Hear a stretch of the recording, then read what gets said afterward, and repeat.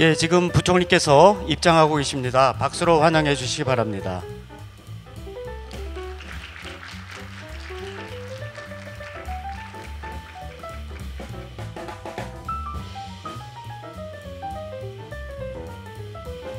회장단은 부총리님과 함께 단상 위로 올라와 주시기 바랍니다. 예, 회장단은 앞으로 모시겠습니다.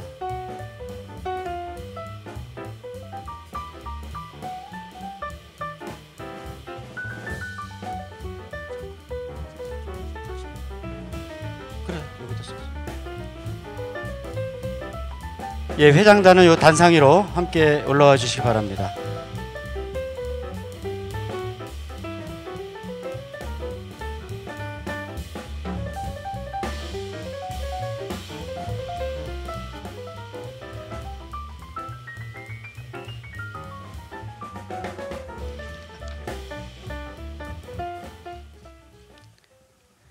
네, 오늘 이 자리에 참석해 주신 유은혜 부총리 겸 교육부 장관님께 감사를 드립니다. 오늘 간담회 내용도 추후에 대교협 유튜브 채널 대학 어디가 TV에 탑재될 예정임을 알려드립니다.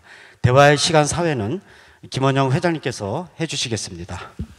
예, 안녕하십니까. 오늘 대기업 총장님들과의 대화 시간에 방문해 주신 우리 부총리님께 감사의 박수를 드리고 시작하겠습니다. 네.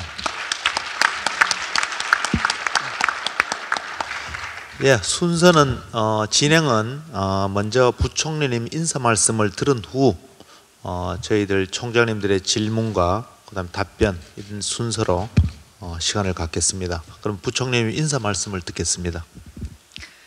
예, 어떻게 이렇게 앉아서 인사를 드려도 될까요? 예. 예, 이렇게 2020년 새해를 맞아서 총장님들 한 자리에서 새해 인사드리게 돼서 기쁘게 생각합니다.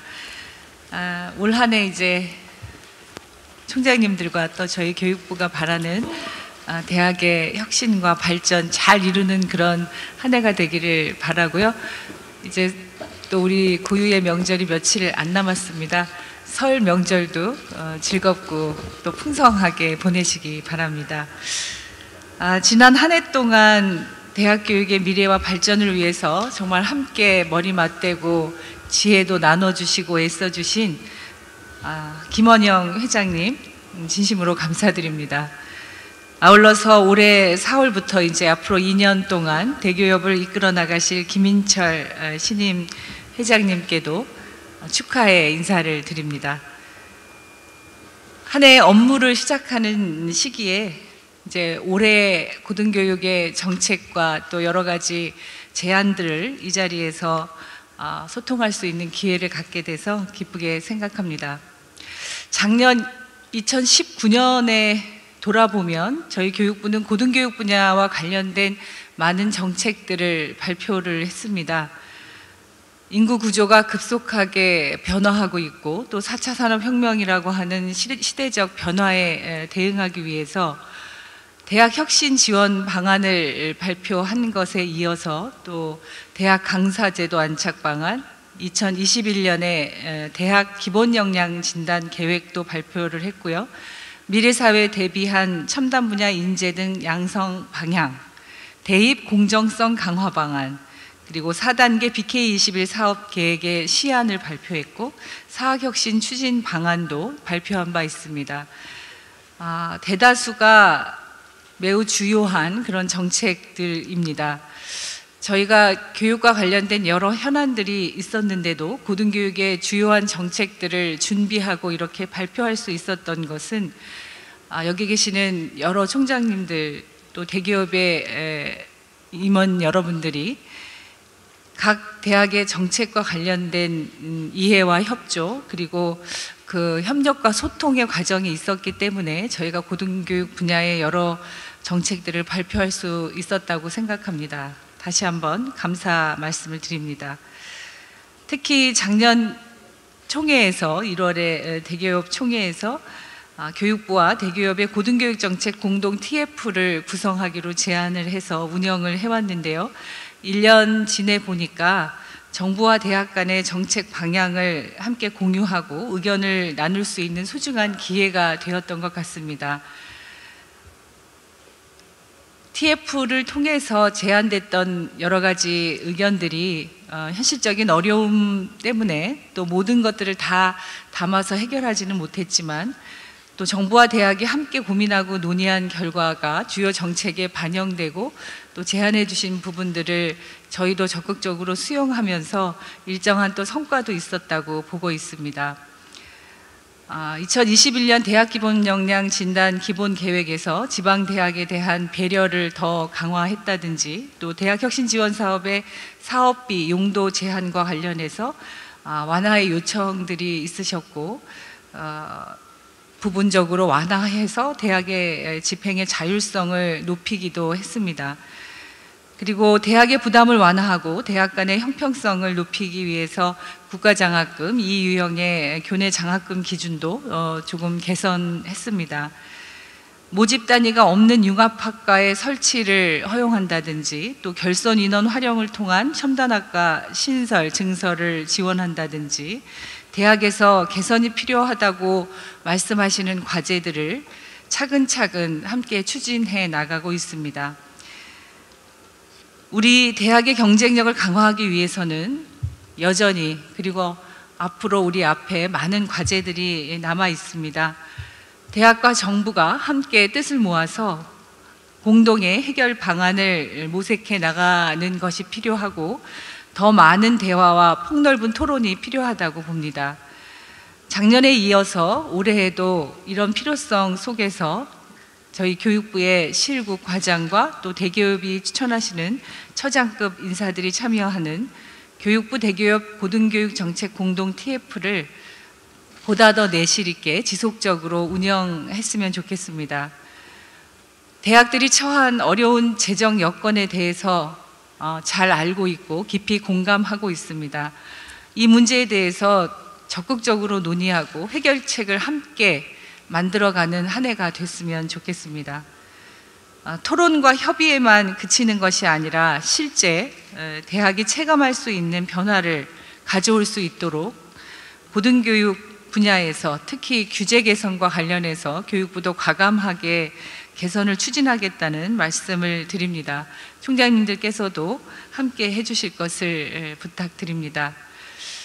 마지막으로 제가 지난 월요일에 그 지자체와 대학의 협력 기반 지역 혁신 사업에 대해서 브리핑을 한 바 있는데요.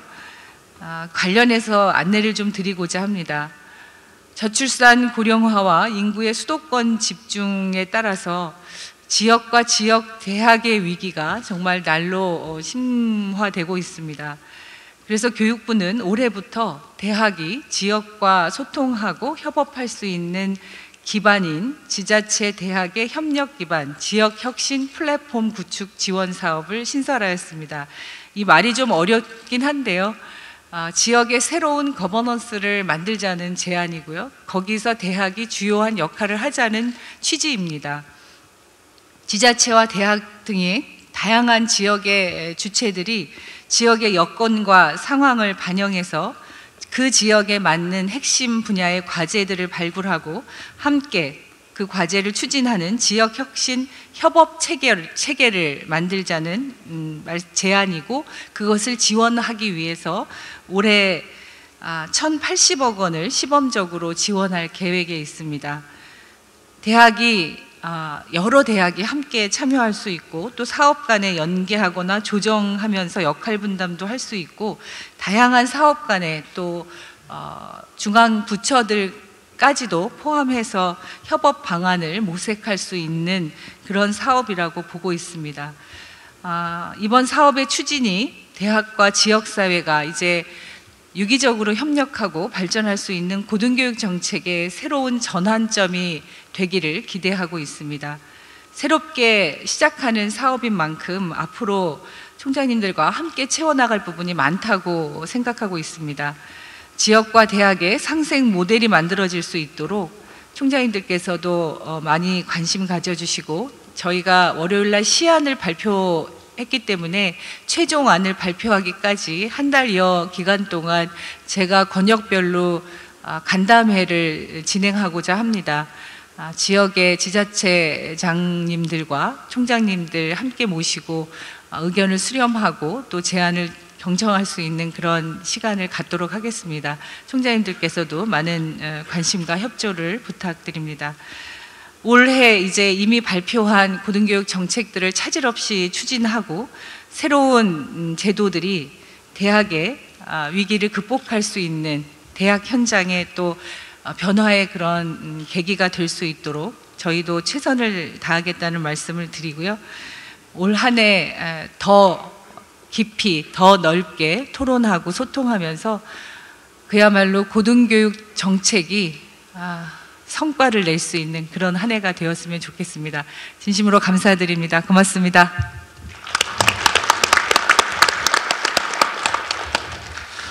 예, 감사합니다. 작년 한 해 아마 교육계에 있어서 아주 큰 어려운 여러 가지 문제들에 대해서 아마 슬기롭게 잘 대처하시고 또 우리 고등교육, 대학 교육 문제에 있어서도 대학 문제에 있어서도 많은 정책과 또 정책을 수립하시고 준비해 주신 우리 유은혜 부총리님께 다시 한번 감사의 말씀을 드리고 지금부터 시간 관계상 제 말은 줄이고 지금부터 저 질의 답변 시간을 갖도록 하겠습니다. 부총리님께서 워낙 바쁘신 관계로 질문은 일단은 국립, 사립 이렇게 좀 제가 부탁을 미리 좀 드렸습니다. 그래서 이 국립대 4분 총장님께서 질문을 준비하셨고요.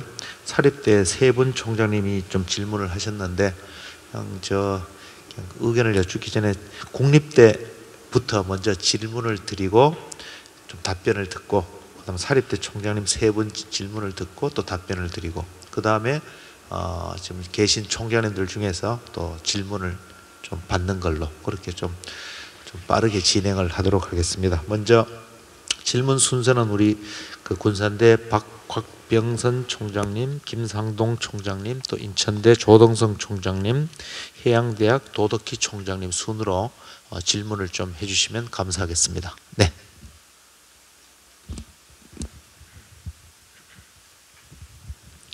예, 군산대학교 곽병선입니다. 예, 바쁘실 텐데 이렇게 참여해 주신 부총리님께 감사를 드립니다. RIS 사업을 구상을 해 주셔서 감사를 드리는데 그 내용을 보니까 3개 권역을 선발을 한다고 그러는데 저희 대학 입장에서는 좀 많은 좀 개수를 좀 늘리면 어떨까 이런 개인적인 생각이 있습니다. 제가 드리려고 하는 말씀의 요지는 대학 혁신 지원 사업비의 운영과 관련되어 있습니다.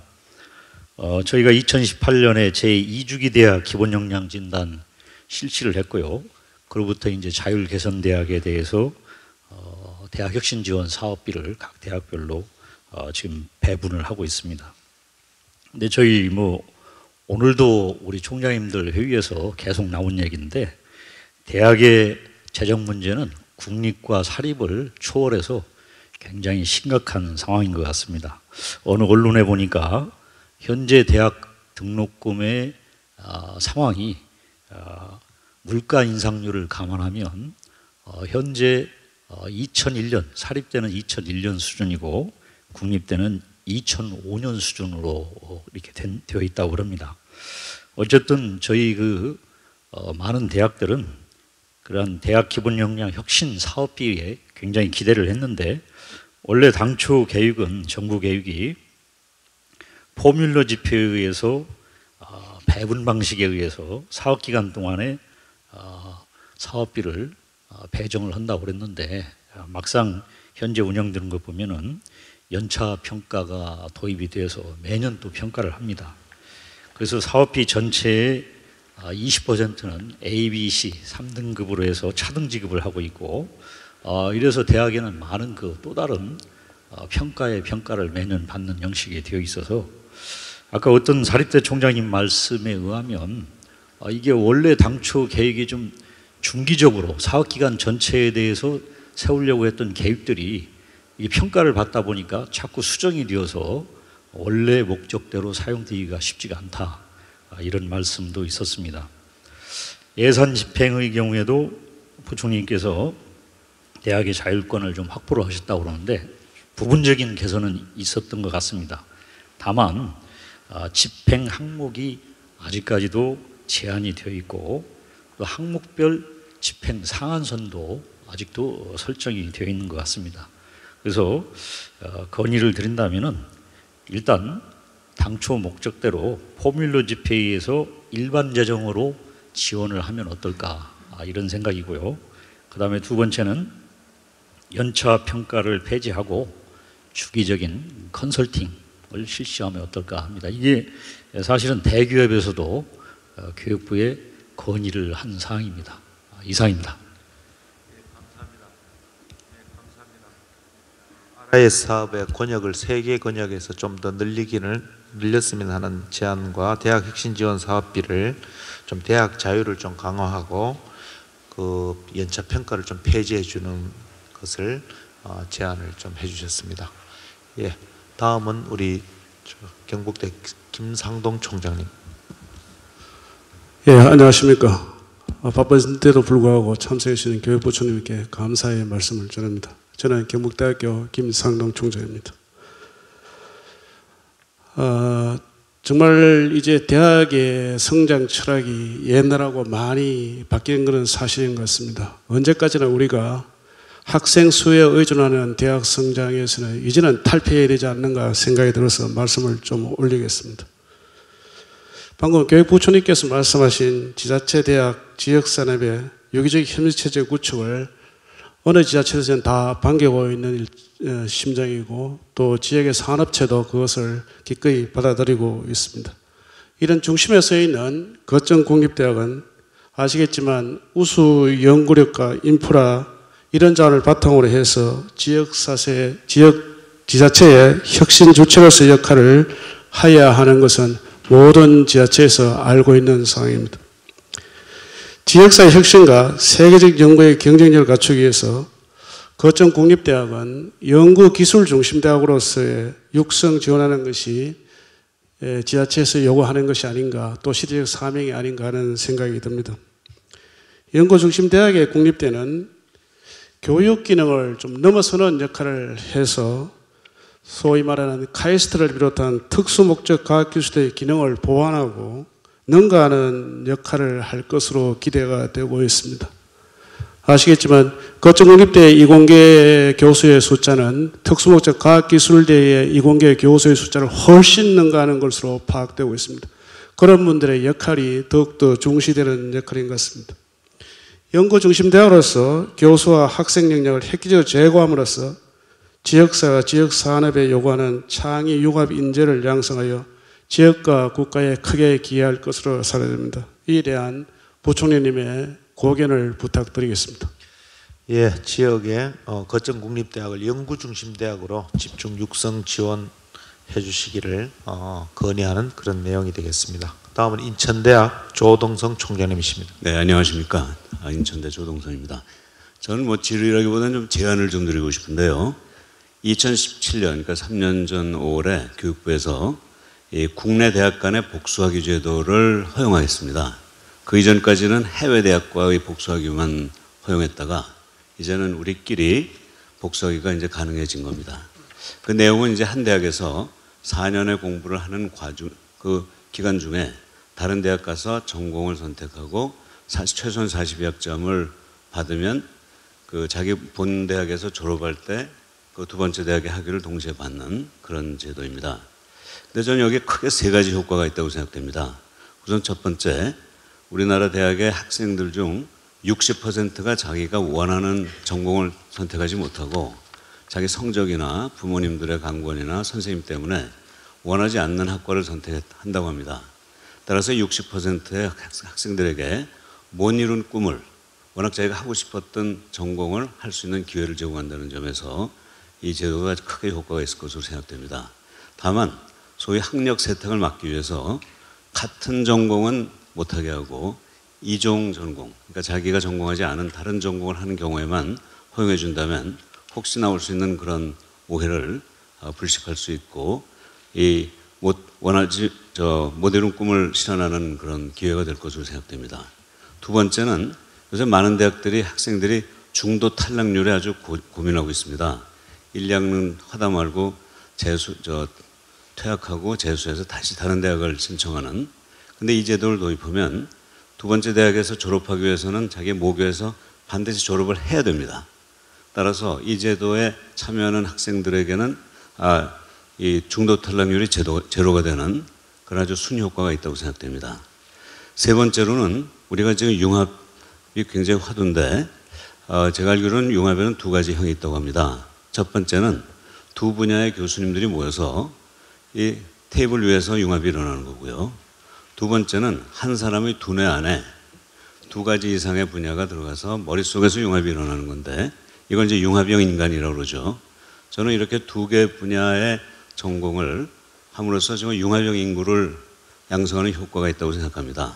다만 현재 각 대학에서 자체적으로 복수학위 제도를 도입하고 있는데 이거는 학문의 융합은 되는데 다른 대학 가서 최소한 1년 내지 2년을 살면서 그 대학에서 새로운 학문을 공부하게 되면 그 분야의 융합뿐이 아니라 그 다른 대학에 가서 얻게 되는 제도라든가 뭐 생활 여건이라든가 문화라든가 또 친구 네트워크라든가 그런 면에서 정말 복합적인 융합이 일어나서 이런 면에서도 아주 순효과가 있을 거고 이렇게 그 모든 대학이 참여함으로써 우리 학교 지금 우리나라의 그 대학 입학에서 오는 여러 가지 압력이라든가 이런 걸 상당히 해소할 수 있는 제도가 아닐까 해서 2017년 5월에 시작했는데 아직 한 대학도 이걸 하지 못하고 있는데 교육부에서 이걸 조금 제도적으로 좀 강화시켜주고 지원해 주셔가지고 이게 현실화되기를 기대합니다. 감사합니다. 예, 국내 대학 간 복수학위 제도를 우리 지금 앞으로의 어떤 대학 간 융합 교육 확산의 어떤 좋은 모델로 우리 저 인천대 조동선 총장님께서 제안해 주셨습니다. 그리고 세 가지 기대 효과를 아주 잘 설명해 주셨습니다. 감사합니다. 마지막으로 해양대학 한국해양대학 도덕기 총장님께서 말씀해 주시겠습니다.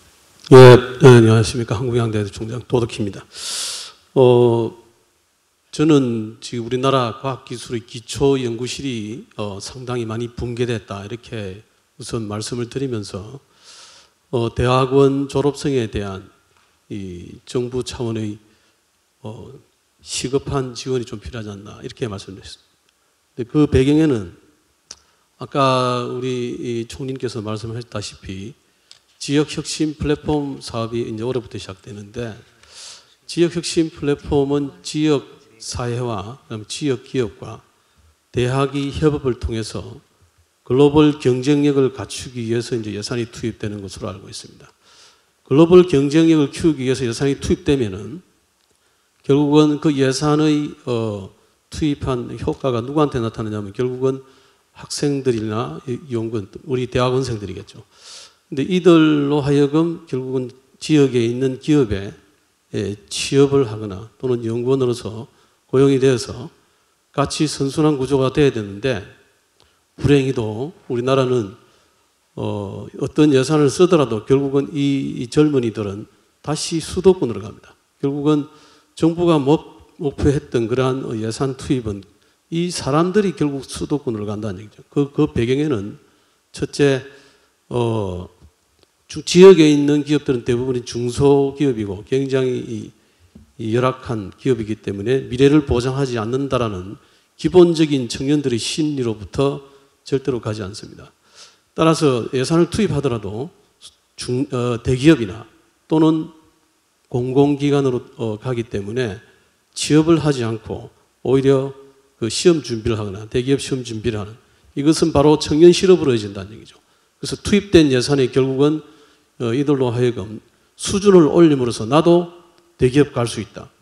나도 공공기업을 갈 수 있다는 그러한 기대 심리를 오히려 촉발시킬 수 있다는 가능성이 있기 때문에 대학원 졸업생들이 선취업에 대기업이나 공공 선취업할 수 있는 정부 차원의 지원조대가 필요하다. 학부 졸업생보다는 아무래도 대학원생들이 연구 기능과 여러 가지 역량이 있기 때문에 이들로 하여금 전국적으로 취업하는 대기업의 공공기관에 있어서 연구소는 국가 과학기술의 수준을 업그레이드하는 차원에서는 필요하고, 또한 지역에 있는 기업들을 업그레이드하기 위해서는 지역 내에 있는 대학원 졸업생들로 하여금 선취업할 수 있는 그런 지원 제도, 그게 아마 예를 들자면은 바우처 제도가 아닌가 싶습니다. 그래서 우리 지자체에서 지금 시행하고 있는 버스 기사분들의 지자체가 지원하는 지원 자금이 있습니다. 마치 어찌 보면은 준공무원이죠. 그래서 이 대학원생들이 중소기업에 취직하지 않는 배경에는 미래 불안이라는 게 있다. 중소기업에. 그 다음에 이 결혼을 할 수 있는 혼사 문제가 걸려 있습니다. 그래서 이 혼사 문제를, 이 두 가지 문제를 해소해 줄 수 있는 것은 그래도 자기의 급여가 정부가 튼튼한 정부가 있다, 지자체가 있다라는 그런 것이 어느 정도 포괄적으로 포함이 되었을 때에는 자기가 미래에 대한 불안을 해소할 수 있고 지역 내의 기업들에게 취직을 할 수 있다. 따라서 연구 기능을 강화시키기 위해서는 학부 졸업생보다는, 또한 국가과학기술의 수준을 업그레이드하기 위해서는 대학원생들로 의한 대학원생들이 선취업할 수 있도록 지역 내에 정부 차원의 지원 제도를 마련한 것이 어떨까 해서 의견을 제시합니다. 예, 감사합니다. 대학원 학부생이라기보다는 대학원 졸업생들의 선취업 제도 등에 대한 정부 차원의 지원에 대해서 자세히 설명해 주셨습니다. 요 네 가지 질문 및 제안에 대해서 부총리님께서 가능하신 답변을 좀 청해 듣도록 하겠습니다. 예, 간단히만 답변 드리겠습니다. 우리 군산대 총장님께서 말씀하셨던 RIS의 이제 세계 권역이 아니라 좀 권역을 확대했으면 좋겠다는 제안은 저희가 권역의 기준을 어떻게 마련할 것인가가 아직 확정되지는 않았습니다. 이게 무슨 광역 단위일지 몇 개 광역을 통합해서일지 이런 현장의 의견들이 좀 다양하기 때문에 저희가 그 권역별 간담회를 통해서 의견을 충분히 수렴하고 지금은 예산이 이제 1,080억이라는 예산이 정해져 있기 때문에 가장 필요한 지역에 효과적으로 지원될 수 있도록 그렇게 할 계획이라는 말씀을 드리고요. 지금 이제 대학혁신 지원 사업비와 관련해서 말씀을 드렸는데 저도 가능하면 대학이 자율적으로 이렇게 예산에 대해서 재정의 운영에 대해서 자율권을 가질 수 있도록 하자는 취지를 계속 이제 말씀드리고는 있는데 실제로 이제 국고 지원 사업이다 보니까 저희도 또 기재부에 이 사업이 어떻게 진행되고 있는지를 중간중간에 이렇게 협의를 해야 되는 과정들이 있다 보니까 그 연차 평가를 그러니까 이제 성과나 책임을 뭔가 이제 근거 있게 해야 되다 보니까 연차 평가를 안 할 수 없는 그런 불가피한 상황이 있다는 말씀을 좀 드리고, 그래서 올해 이제 1차 년도 연차 평가는 좀 매우 합리적인 수준에서 하려고 하고 있습니다. 그리고 이제 내년도에 2차 연차 평가가 아마 저희가 지금 보니까 이제 3주기 진단 평가하고 시기가 좀 겹쳐지고 있어서 그런 게 또 대학에 여러 부담이 될 수 있겠다 해서 이 부분들은 어떻게 이중 중복 평가가 되지 않도록 그 부담을 완화할 수 있는 방법으로 지금 검토를 하고 있습니다. 그리고 말씀 주셨던 것처럼 이렇게 평가 이 부분들이 아니라 좀 컨설팅으로 바꾸는 전환하는 부분에 대해서는 벌써 여러 차례 대교육을 통해서 저희가 제안을 받았기 때문에 이렇게 남아있는 재정 운영과 관련된 그 제안 사항에 대해서는 이제 TF뿐만 아니라 저희가 고등교육 재정위원회를 대교육하고 같이 올해 운영을 하자 이렇게 얘기를 지금 진행 중에 있어서 여러 가지 지원 사업과 그 지원에 대한 재정 운영과 관련해서는 고등교육 재정위원회나 TF를 통해서 총장님들의 의견을 조금 더 적극적으로 수렴해서 저희가 개선 방안을 만들 수 있도록 그렇게 추진을 하겠다는 말씀을 드리고요.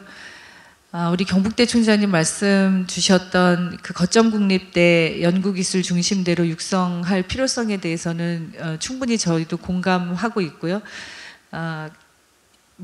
이후에 이제 이낙연 총장님이나 해양대 총장님 말씀하셨던 것도 같은 맥락이라고 보는데요.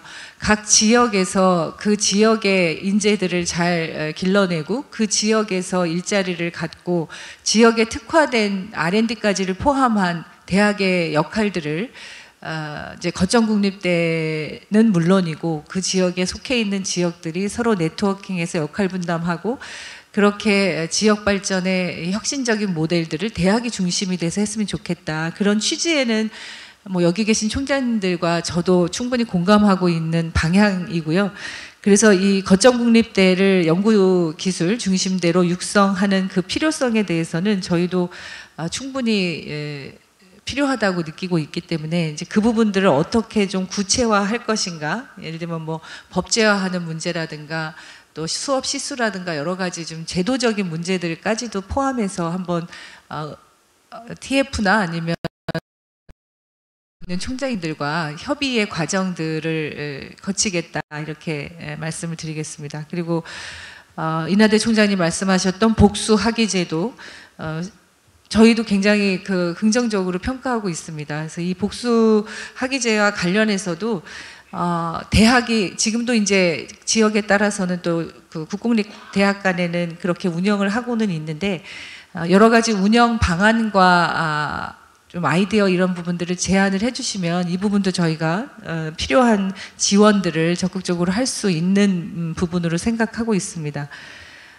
그리고 이제 해양대 총장님 말씀하셨던 이 부분과 관련해서도 실제로 이제 대학원의 전문 역량을 가진 졸업생들을 선취업해서 그 지역에서 선순환할 수 있는 그런 새로운 이 지역의 생태계들을 만드는 것 꼭 필요하다고 생각하고 있습니다. 그래서 주신 제안들은 저희가 사실은 이제 요번에 4단계 BK21 사업이 주로 이제 대학원생들을 더 지원할 수 있는 폭을 확대를 했는데요. 이게 그냥 연구 지원만이 아니라 그 지역의 일자리까지 기업과 연계해서 할 수 있는 방안으로 저희도 주신 말씀들을 지역에 어떻게 구체화할 수 있는지 방안들을 좀 마련하도록 하겠습니다. 이 부분과 관련해서도 이 TF를 통해서 더 구체적인 의견들을 주시면 저희가 어떤 지역의 특정에서가 아니라 그렇게 전문 인력이 양성되는 대학원을 중심으로 특화된 산업 기업과 어떻게 연계해서 또 중앙정부의 다른 부처의 지원 사업까지를 포함해서 좀 종합적으로 검토할 수 있도록 그렇게 해보겠다는 말씀 드리겠습니다. 예, 시간이 마주 촉박합니다. 다음은 우리 성신여자대학 양보경 총장님. 예. 네. 바쁘신데 이렇게 참여해 주셔서 감사드립니다. 여대라고 하는 시스템이 한국의 아주 고유한 시스템이라고 생각을 하고 또 이 여대들이 존재하는 이유가 과거에 어떤 여성교육의 향상 이런 목적을 어느 정도 달성했다고 생각합니다. 이제 그러면 여대의 존재 이유는 아마도 우리나라에서 그동안 여성들이 해왔던 역할을 전 세계에 어떤 모범적인 시스템으로 보여주고 또 확산시키는 역할이 아닌가 생각합니다. 그래서 이제 여대들에서 양성하는 여성들이 어떻게 세계로 진출할 수 있을까 하는 것이 첫 번째 고민이고 또 이에 대한 국가의 지원이 필요하다고 생각합니다.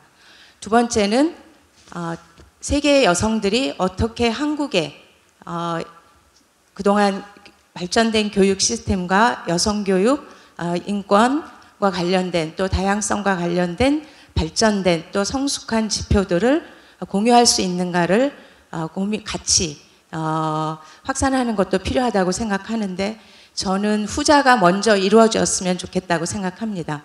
즉 세계 저개발 국가들의 많은 여성들 그리고 아주 우수한 여성 인력을 우리나라 여러 여대들에 유치를 하고 국가에서 지원을 해서 그 사람들이 한국에 와서 학부생 또는 대학원생 또는 타국의 예를 들어보면 중국의 예를 들어보면 우수한 공무원들, 여성 공무원들을 비롯한 사람들을 국가 전액 지원 금으로 유학을 시켜서 우수한 인력으로 양성해서 여성 네트워킹을 만들고 있습니다.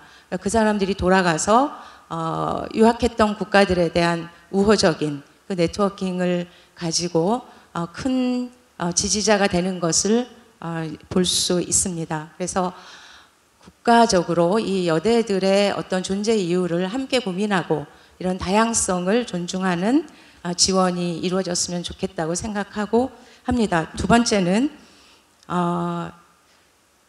평가의 획일성에 대한 문제를 아무래도 모든 총장님들이 느끼시는 것 같습니다. 예를 들면 우리 대학의 경우에 지난 8월에 이제 임시이사 체제를 종결하고 새로운 정의사 체제로 출범을 했습니다. 그렇지만 아주 간단한 예를 들면 이제 대학 기본역량 진단 평가에서 법인 지표가 지난 3년간입니다. 그러면 지난 3년간은 임시이사 체제였고 임시이사 체제에서는 예를 들면 법인 전출금이라든가 이런 지표가 낮을 수밖에 없습니다. 그런데 모든 구성원들이 거의 20년 동안 애써서 대학의 민주화를 이루었지만 그런 지표 때문에 어찌 보면 대학들이 이제 오히려 불이익을 받는 경우가 생길 수 있습니다. 저는 대학 평가 시스템이 조금 더 다양해졌으면 좋겠다고 생각을 하고 조금 더 유연해지면 좋겠다고 생각을 합니다. 그리고 더 나아가서는 대학들이 하고 싶은 일들을 해서 그 일들로 또는 그런 교육 혁신이나 교육의 내용, 교육의 방향성으로 평가를 받을 수 있으면 좋을 것으로 생각합니다. 저는 지금 생각하고 있는 것이 예를 들면 우리 지역에는 서울의 동북 지역에 굉장히 많은 대학이 모여 있습니다.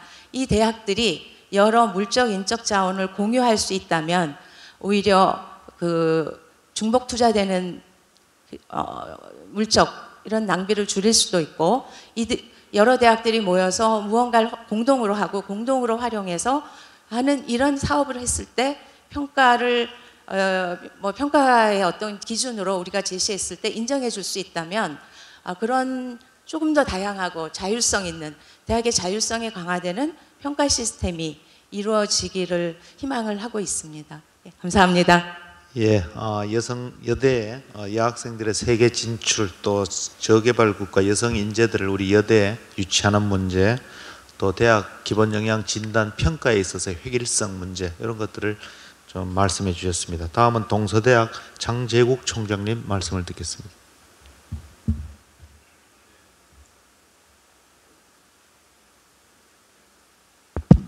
네, 동서대학교의 장재국 총장입니다. 저는 원래 각본에 없었는데 갑자기 시키신 것 같은데요. 오늘 이렇게 바쁘신데 참석해 주셔서 우리 부총리님 감사의 말씀을 드립니다. 저희가 생각할 때는 이제 그 수도권에 있는 대학들하고 지역에 있는 대학들은 지금 굉장히 사정이 다릅니다.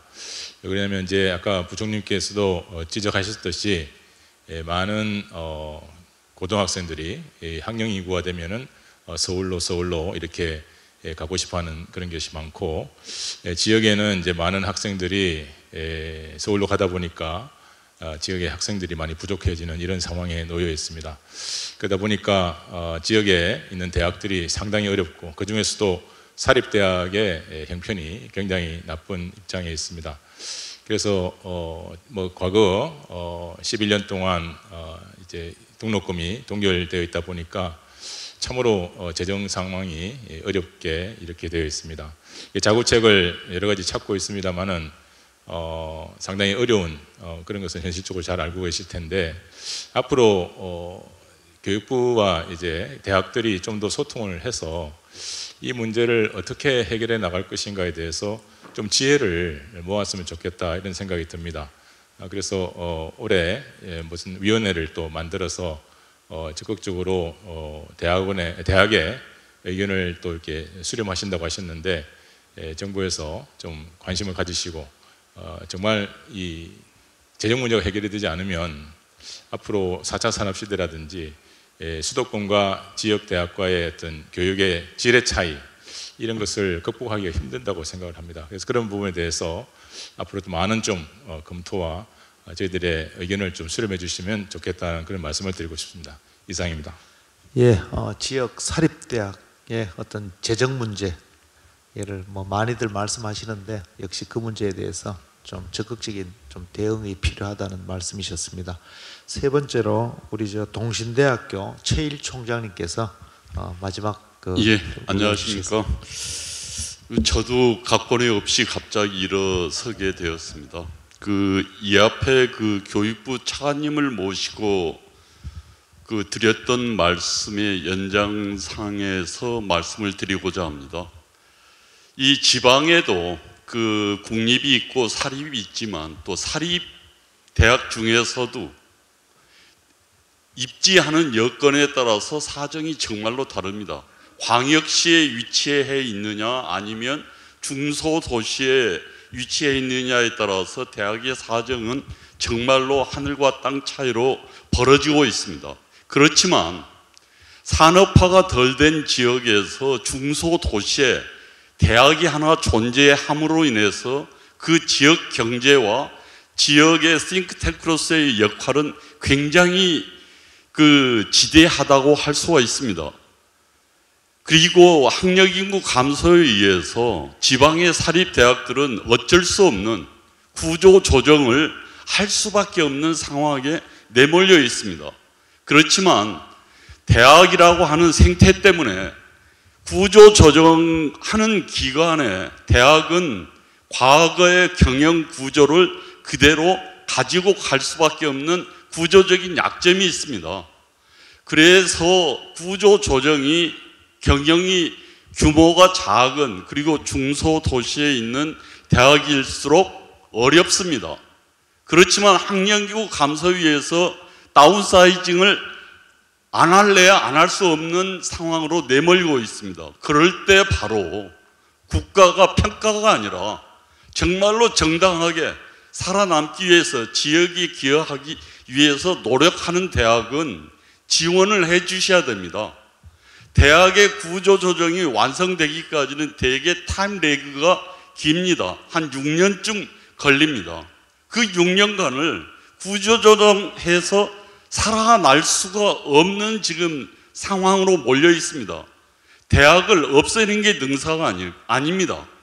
지역의 중소도시에도 작지만 강한 대학은 반드시 필요합니다. 불실한 대학이라고 해서 중소도시에 있는 대학이 대책 없이 문을 닫았을 때 그 중소도시의 지역 경제에 미치는 영향은 이미 문을 닫은 지역을 중심으로 조사해 보시면 적나라하게 드러날 겁니다. 작지만 강한 대학으로 황골탈퇴할 수 있도록 국가적인 정부의 지원이 정말로 절실히 요구되는 시점입니다. 평가가 중요한 게 아니고 정말로 정당하게 노력하는 지방의 중소도시에 있는 사립대학을 제발 좀 살려주시기 부탁드립니다. 예, 우리 최일 총장님께서 대학의 지역 사회에 있어서의 대학의 어떤 역할, 가치에 대해서 말씀해 주셨고 또 생존을 위해서 노력하고 있는 대학은 국가가 적극 지원해야 되지 않겠는가 하는 부탁의 말씀을 해주신 것 같습니다. 우리 유은혜 부총리님께 새 대학 총장님의 말씀의 답변과 함께 마지막 총장님들께 인사 말씀까지 마무리를 좀 해주시기를 부탁드리겠습니다. 우리 동신대 총장님 말씀 정말 절절하게 이 가슴에서 나오는 그 말씀에 공감합니다. 저희는 대학이 무조건 학력 인구가 줄기 때문에 문을 닫아야 된다고 절대로 생각하지 않습니다. 특히 중소도시에서는 말씀하신 것처럼 그 지역의 대학이 얼마나 중요한 역할을 하고 또 지역 경제에도 굉장히 큰 영향을 미치는지를 잘 알고 있고요. 그래서 반복적으로 말씀드립니다만 저희가 이제는 대학이 지역의 혁신의 중심적 역할을 한다고 했을 때 지자체와 대학이 그 지역에서 정말 대학이 어떤 역할을 중심적으로 해야 되는지를 함께 과제를 선정하고 그것을 위해서 함께 노력할 수 있는 시스템을 마련하는 게 필요하다고 보고요. 정부는 이렇게 중소도시에 있는 대학들이 정말 말씀대로 작지만 강한 대학, 미래의 역량을 우리의 인재들을 잘 키워나가는 그런 대학으로 자리매김을 그 지역에서 잘할 수 있도록 지원하고자 하는 의지를 갖고 있습니다. 그래서 이 부분들은 실제로 저희가 이제 여러 가지 뭐 제도상의 그동안의 또 평가나 뭐 재정 운영이나 여러 가지 또 부족함과 비판적인 그 총장님들이 보실 때 그런 것들이 있었겠지만 앞으로 이게 굉장히 이제 큰 전환기에 있다고 봅니다. 그래서 지금 이런 시대적인 전환기에 대학이 지역에서 어떤 역할을 할 것인가에 대한 근본적인 그 고민들, 그런 것들이 지자체에서도 또 그 지역에 있는 여러 기업이나 또 유관 기관들하고도 협력적으로 이루어질 수 있으면 좋겠다. 그리고 그런 것들을 중앙정부가 저희 교육부만이 아니라 타 부처까지를 포함해서 지역 혁신과 지역 발전을 위한 협력 체계를 갖추고자 그렇게 방향을 잡고 있습니다. 그래서 그 부분들은 이제 각 지역마다의 특수한 여건들이 또 차이가 많이 있을 것이기 때문에 그 지역의 특성에 맞는 부분으로 지원할 수 있도록 저희도 함께 고민하고 노력하겠다는 말씀드리고요. 동서대학 총장님 말씀하신 재정 문제는 사실은 뭐 10년 동안 등록금이 동결되면서 특히 사립대학들이 갖고 있는 이 어려움들을 저희도 잘 알고 있습니다. 많이 말씀도 해주시고 느끼고 있지만 또 한편으로 이제 정책의 정부 차원에서 보면 여전히 이제 학비의 부담을 느끼고 있는 학부모님들이나 학생들, 얼마 전에 이제 캐디에서 여론조사한 것을 보면 고등교육에서 가장 우선적으로 고려해야 되는 게 무엇이냐고 한 질문에 첫 번째 답변이 여전히 등록금 부담이었습니다.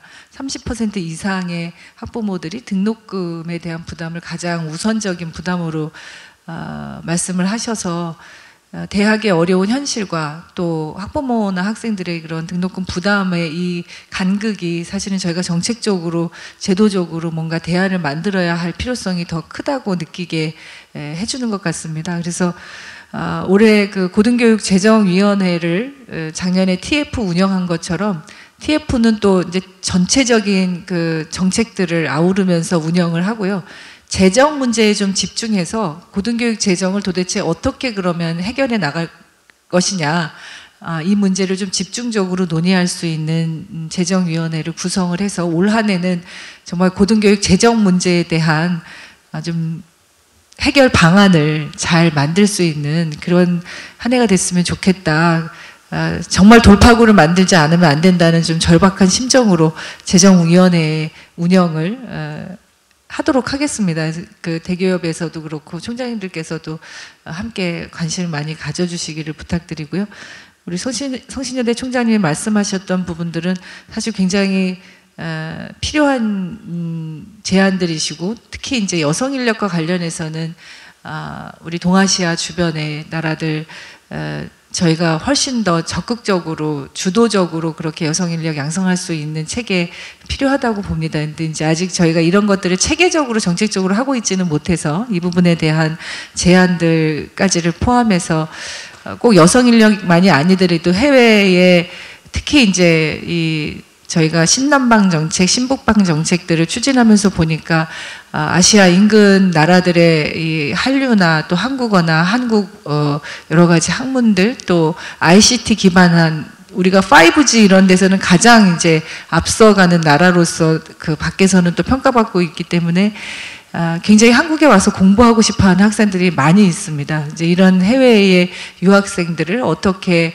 체계적으로 지원하고 또 잘 그 성장시켜서 그 나라로 돌아갔을 때 이것이 이런 인력들이 다 우리와 우호적인 네트워킹을 할 수 있는 그런 자원들로 역할을 할 수 있을까, 이런 부분들은 저희가 계속 저희 이제 국제국에서도 그렇고 방향으로 고민을 하고 있는 내용들이라 여성 인력이 한정하지 않고 해외 유학생들의 실질적인 그 지원과 유치 이런 것들을 함께 고민해 보겠다는 말씀을 드리고요.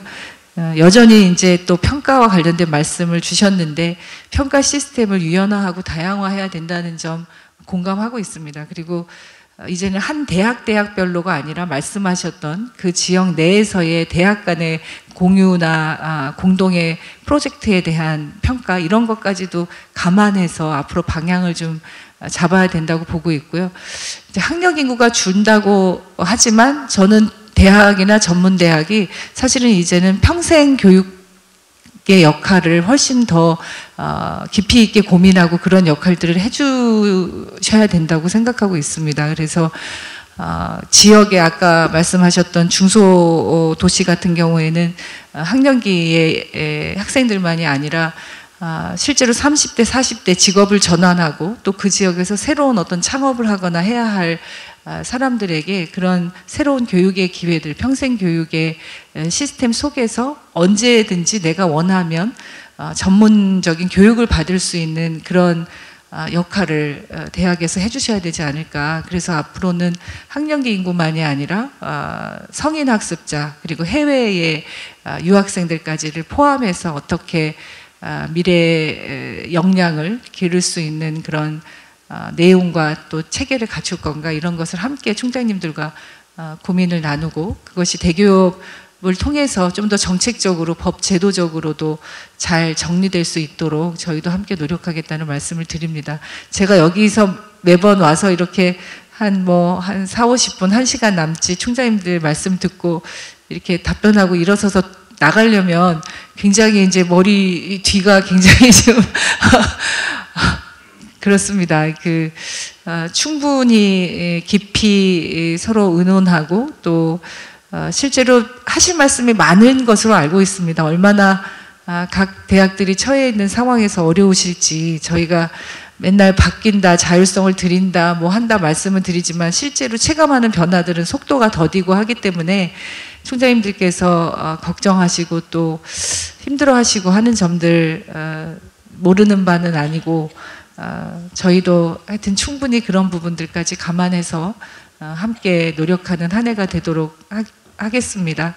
하여튼 새해에는 우리 고등교육의 비전을 정말 희망차게 만드는 그런 해가 됐으면 좋겠습니다. 저희도 더 열심히 하겠습니다. 고맙습니다.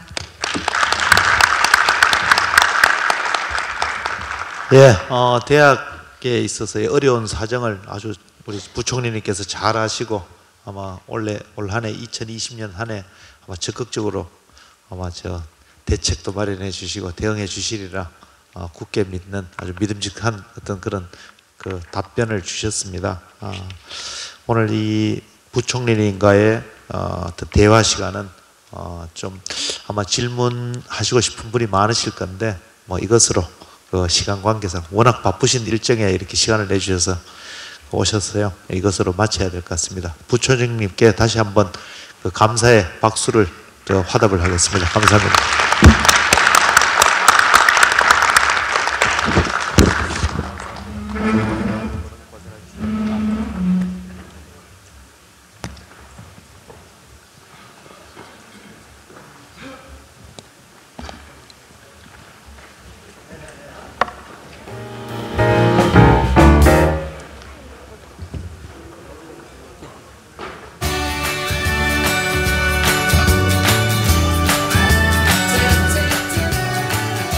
예, 이것으로 2020년 한국대학교협회 정기총회를 마치도록 하겠습니다. 건강하시고 안녕히 돌아가시기 바랍니다. 고맙습니다. 그리고 한국신학대학교협회에서 4시부터 옆 건물에 있는 금강홀에서 모인다고 합니다. 소속 대학 총장님들께서는 그쪽으로 이동해 주시면 고맙겠습니다.